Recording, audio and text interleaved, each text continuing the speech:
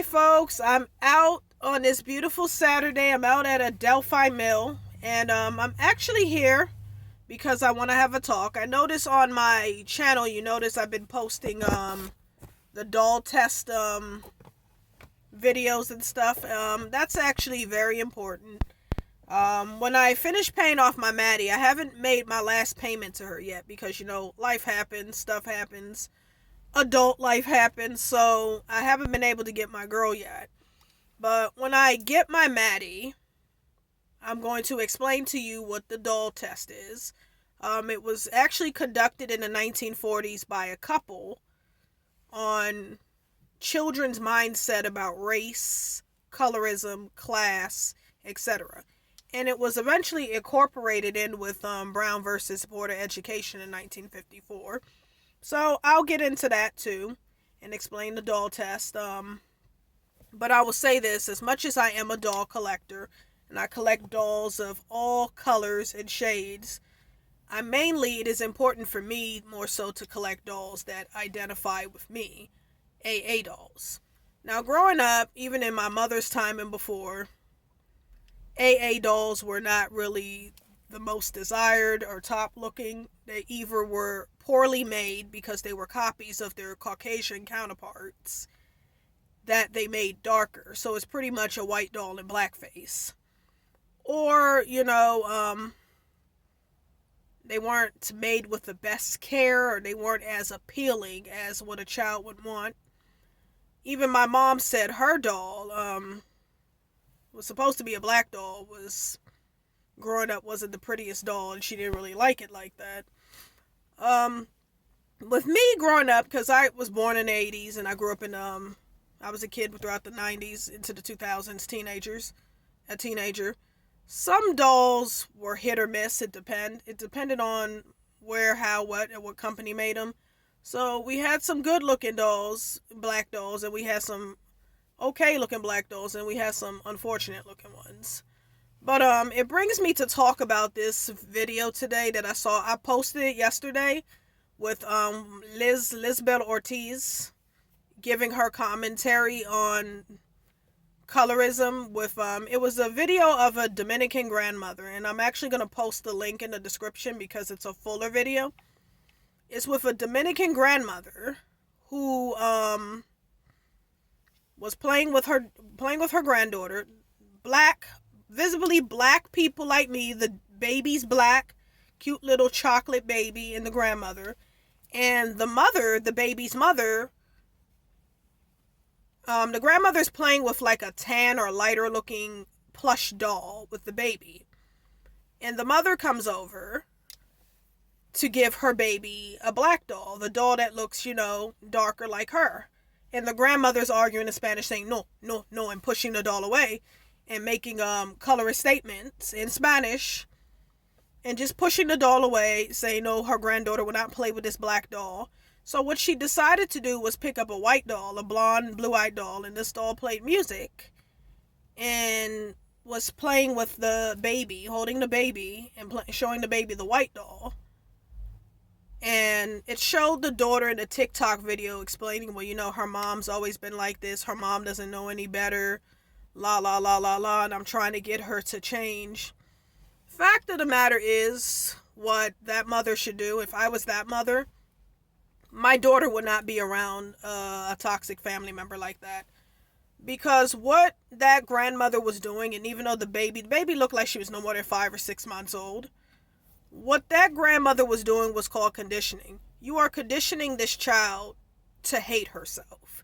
You are conditioning this child to hate anything about her Afrocentric features, to the fact that you don't want this child, who doesn't even understand what the hell is going on, to play with a doll that looks like her.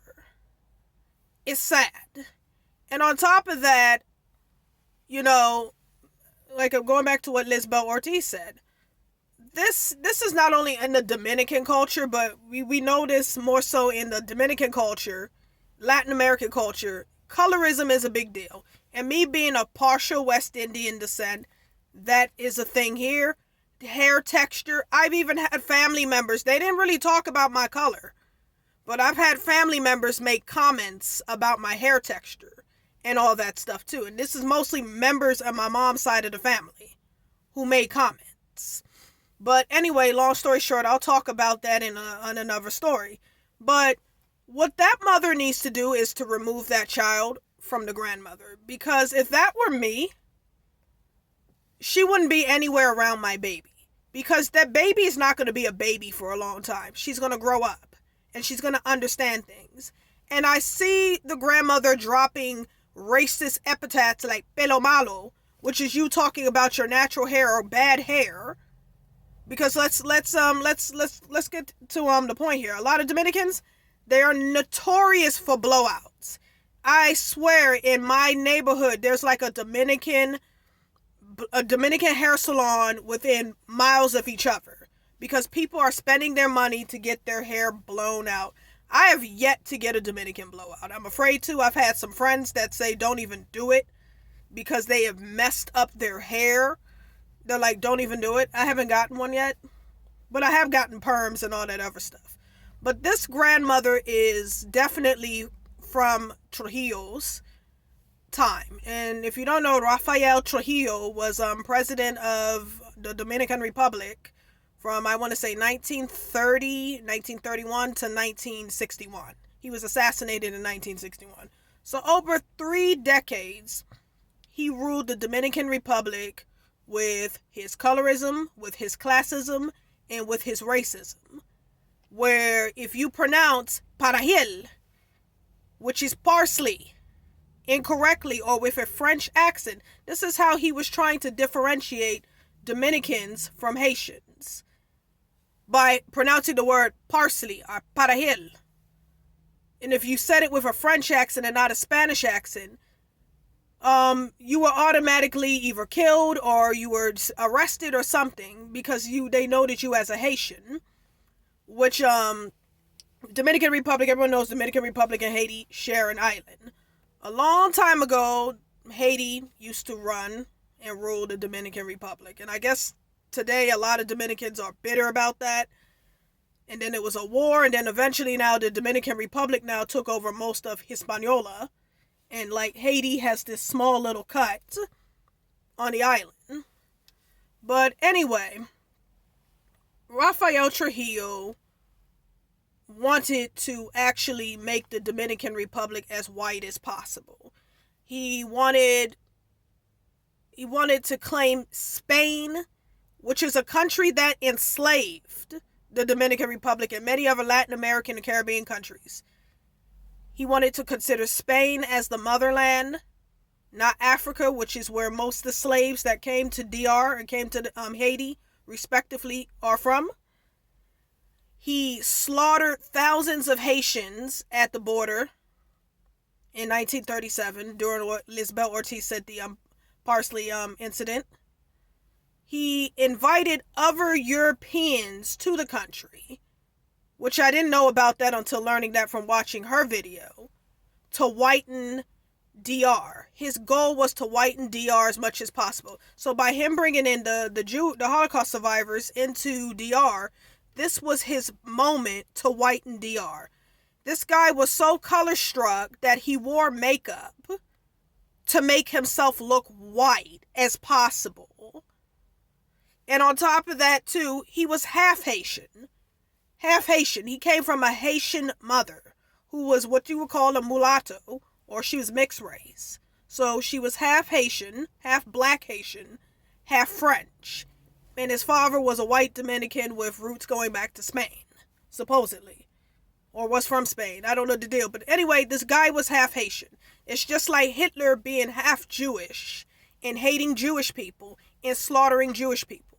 He slaughtered half of his people, as Trujillo slaughtered half of his people, which the Haitians were, because he was half Haitian. And for this grandmother to act this way, and for the mother of the baby to be so nonchalant, my thing is this: with old folks like that, you can't change them.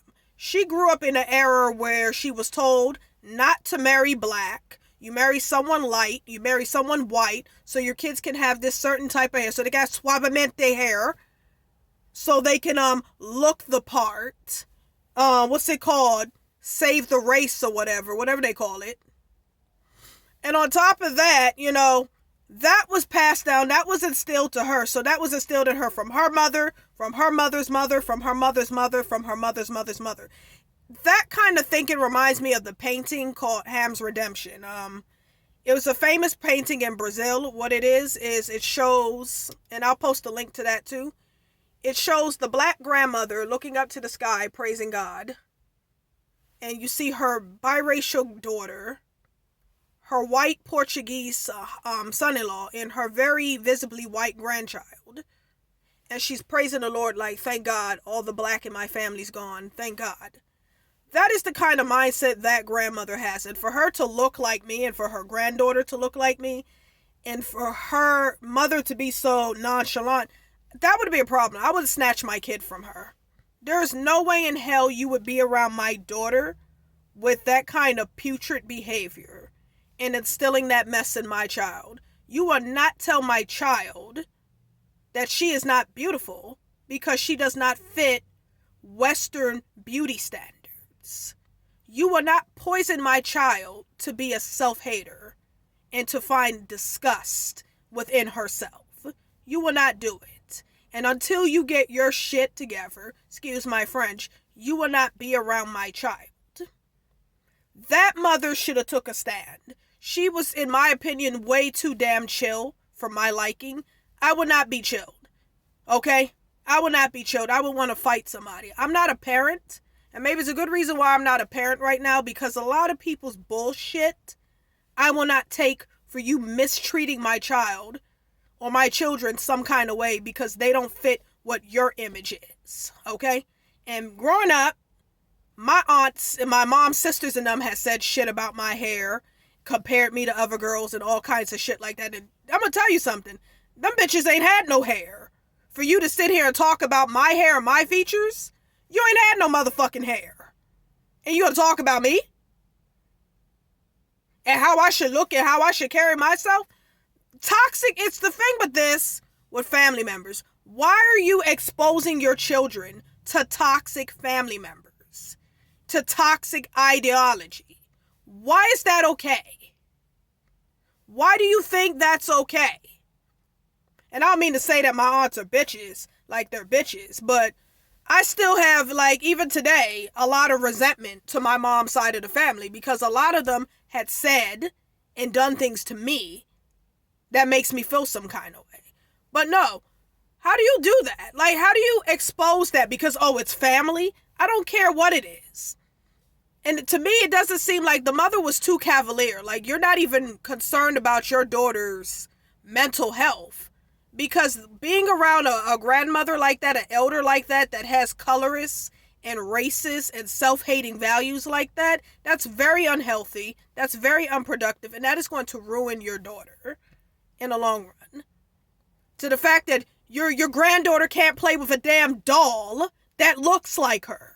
Because the grandmother is so ignorant and such a self-hater and so disgusted with her own black skin that she wants her granddaughter to have that same type of contempt for herself. No. That mother needs to take action. She needs to stop being chill. She needs to remove her child from that circumstance. Because that is danger. That is danger at its worst. No. You will not be talking to my child like that. You will not be talking to my child. I've even had my grandmother say stuff to me as a child. And again, hair. That's the one thing in the black community that black family members always talk about. The texture of somebody's hair. How long somebody's hair is. I've heard all the bullshit. And this mostly came from my mother's side of the family. That bullshit. And this is another reason why I don't have children. Because you're not going to expose my children to that fuck shit. Because like I said, I'm not really too keen with my mom's side of the family like that. My mom forgets too that they've treated her like a black sheep. And she seems to play that forgetful shit. And that's why I look at her some kind of way. But no, you wouldn't. I don't forget shit. And you wouldn't be talking to my kid like that either, because I would literally fight somebody. No, no, no, no, no. That mother needs to stop acting so nonchalant, and she needs to take action. If her mother, the baby's grandmother, is not going to get her shit together and is going to keep saying racist and colorist stuff and exposing that child to that, she does not need to have that child around that woman at all. I don't care. That kid, no. That can really, the earliest years of a child's life is very important. Okay? Because those kind of impressions are very lasting. She may not understand now, but she's going to understand eventually. Nope, that couldn't be me. You wouldn't be talking to my child like that, telling me. Even I remember one time my grandmother made a comment about a doll. Years ago, this is when my cousins were much younger. They got something from like Toys for Tots. And it was a doll named Drowsy. She was a black doll. She was an ugly doll. She wasn't ugly because she was black. She was just ugly because she was looking like all spaced out because she was a Drowsy doll. She had this little mushroom haircut. And she had two phrases, excuse me. You press her belly. She'll say, "Mommy, I want some water. I want something to drink. Mommy, I don't feel well." Her name was Drowsy. Had a little bow, a little bit of her hair in a bow.